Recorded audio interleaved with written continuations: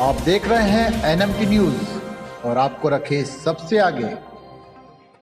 कांग्रेस की महाराष्ट्र इकाई के अध्यक्ष नाना पटोले ने कहा कि आगामी लोकसभा चुनाव के लिए विपक्षी गठबंधन महाविकास अघाड़ी एमवीए के सीट बंटवारे के फॉर्मूले को मुंबई में इसके नेताओं की बैठक में अंतिम रूप दिए जाने की संभावना है। महाराष्ट्र में लोकसभा की 48 सीट है। एमवीए के घटक दल कांग्रेस उद्धव ठाकरे के नेतृत्व वाली शिवसेना यूबीटी और शरद पवार के नेतृत्व वाली राष्ट्रवादी कांग्रेस पार्टी शरद चंद्र पवार समेत तीनों ही दलों के बीच सीट के बंटवारे पर सहमति बनाने के लिए कई दिनों से गहन बातचीत हुई। सीट बंटवारे की बातचीत के लिए वंचित बहुजन अघाड़ी वीबीए के प्रकाश आंबेडकर को भी आमंत्रित किया गया था।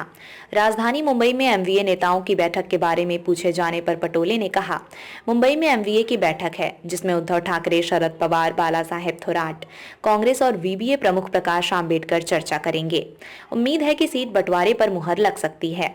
राज्य में सत्तारूढ़ महायुति के अपने सीट बंटवारे के फॉर्मूले को अब तक अंतिम रूप नहीं देने के सवाल पर पटोले ने कहा कि राष्ट्रवादी कांग्रेस पार्टी राकांपा प्रमुख अजित पवार और शिवसेना प्रमुख एकनाथ शिंदे की हालत देखिए, उन्हें 11 सीट भी मांगनी पड़ रही है। पटोले ने कहा, मजबूरियों के चलते बीजेपी से हाथ मिलाने के बाद उनकी हालत खराब है।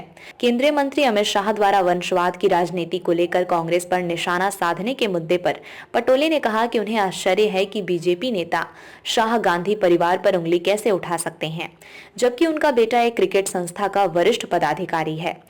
प्रदेश कांग्रेस अध्यक्ष ने कहा, राहुल गांधी के परिवार के सदस्यों ने प्रधानमंत्री के रूप में देश की सेवा की है। वो घर पर नहीं बैठते बल्कि लोगों के पास जाकर उनके मुद्दों को समझते हैं। उन्होंने बीजेपी के लोगों ने क्या किया है। उन्होंने कहा कि लोगों को ये समझना होगा कि केवल गांधी परिवार ही देश को आगे ले जा सकता है और ये काम अनुभवहीन लोगों का नहीं है। पटोले ने कहा कि कांग्रेस के लिए जनता के मुद्दे महत्वपूर्ण हैं।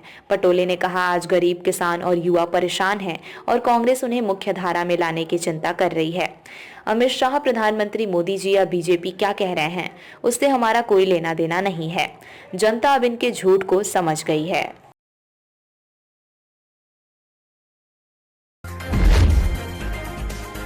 आप देख रहे हैं एनएमटी न्यूज और आपको रखे सबसे आगे।